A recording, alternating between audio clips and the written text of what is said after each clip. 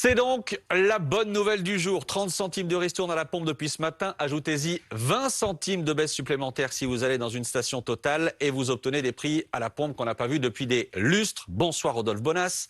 Bonsoir. Merci d'être avec nous. Vous êtes PDG du groupe Aristide Retail Technologies, spécialiste de la grande distribution, de la manière de consommer. On en est où? Je vous donne la parole dans un instant, mais il faut qu'on pose les choses quand même. Pauline Simonet, on en est où? Je disais, ça fait des lustres qu'on n'a pas vu ces prix-là à la pompe. Depuis quand en réalité? Oui, effectivement, des prix qui, dans certaines stations, ont baissé en dessous des 1,50 € le litre, du jamais vu depuis mai 2021. C'était dans les stations Total Énergie notamment, où le prix moyen était à 1,50 € le litre de SP95. Puis dans les autres stations, globalement, ça tourne autour de 1,62 € le litre. Tout ça, évidemment, c'est grâce à ce bouclier tarifaire. On rappelle l'aide à l'achat de carburant qui a été votée cet été, en juillet, dans le cadre du plan de soutien au pouvoir d'achat.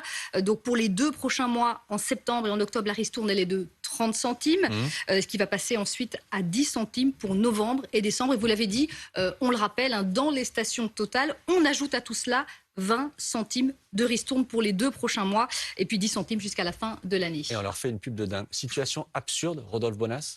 Situation assez paradoxale, vous l'avez dit, puisque d'un côté, on nous explique que finalement, souvenez-vous de Jacques Chirac, la maison brûle, et c'est bien la réalité, et puis on l'a vécu, je veux dire, c'est quand même assez frais, ces incendies, cette tempête en Corse, on voit bien que le climat ne va pas bien, la planète va mal, et paradoxalement, on est en train de subventionner les énergies carbonées, et on n'est pas les seuls, puisque vous savez que ces problèmes gaziers en Allemagne refont démarrer des centrales à charbon. Donc c'est quand même assez compliqué à comprendre. Et paradoxalement, à côté de ça, on a une urgence qui est quand même de préserver, d'arriver à passer cet obstacle de l'automne. Pourquoi passer l'obstacle de l'automne? Parce qu'il y a une cristallisation sur cette période liée aux gilets jaunes et que le gouvernement est tétanisé par cette logique-là. Donc en fait, on voit bien qu'on essaie de ménager la chèvre et le chou, mais pour une perception du message qui est très compliquée pour les Français. Il y a le paradoxe, j'allais dire, écolo et de respect de la planète et de la sobriété qu'on est tous en train de voir depuis quelque temps maintenant. On va y revenir sur ce paradoxe. Mais il y a un autre paradoxe qui est plus terre à terre, si je puis dire. C'est que cette aide de 30 centimes plus 20 centimes, j'arrête de dire Total parce que à chaque fois ça leur fait une pub. En plus c'est Total Énergie. Oui, en plus ils ont changé de nom. Merci, Maître Capello. Merci Pablo Piovia. Non mais il y a quand même un paradoxe, c'est que ça arrive à un moment où, depuis des semaines quasiment, le prix de l'essence baisse déjà. Donc ça arrive trop tard. Ça arrive trop tard, oui et non. Pourquoi? Parce qu'on est quand même dans une période charnière. On est à la rentrée, les Français sortent d'une campagne présidentielle, ils sortent des vacances et ils arrivent, ils s'ancrent dans une rentrée. C'est à ce moment-là que la révélation, ces tensions du pouvoir d'achat deviennent une vraie réalité.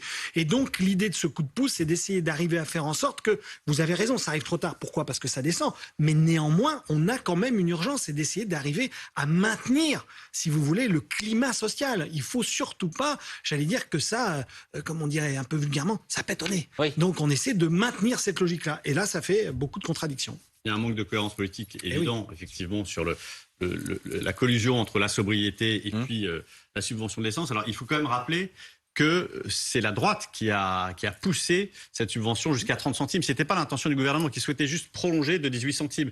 Mais c'est vrai que sous la tension d'une majorité, d'une majorité qui est assez faible finalement, et d'une opposition qui fait de la surenchère, et effectivement ce climat social, parce qu'il ne faut pas oublier qu'il y avait un certain nombre de réformes qui étaient aussi annoncées, l'assurance chômage, les retraites, donc une rentrée sociale qui était annoncée même par les syndicats comme extrêmement tendue. Il y a eu probablement un peu de fébrilité au gouvernement qui s'est dit bon allez, on laisse passer, et puis se disant aussi que ça permet de passer l'été tranquille. C'est-à-dire qu'on a eu un été sous hypnose, d'insouciance, dont Emmanuel Macron vient de sonner la fin. Et c'est vrai que du coup, cette mesure, aujourd'hui, avec un conseil de défense sur l'énergie, avec des mots catastrophistes pour cet hiver, et en même temps, on nous dit, l'essence coule à flot, elle est pas chère, allez-y bonnes gens, servez-vous à la pompe et allons-y gaiement. Effectivement, c'est écologiquement irresponsable et politiquement incohérent. Alors, j'irai plus loin encore parce que ça fait des années que la France n'a pas de stratégie de transition énergétique.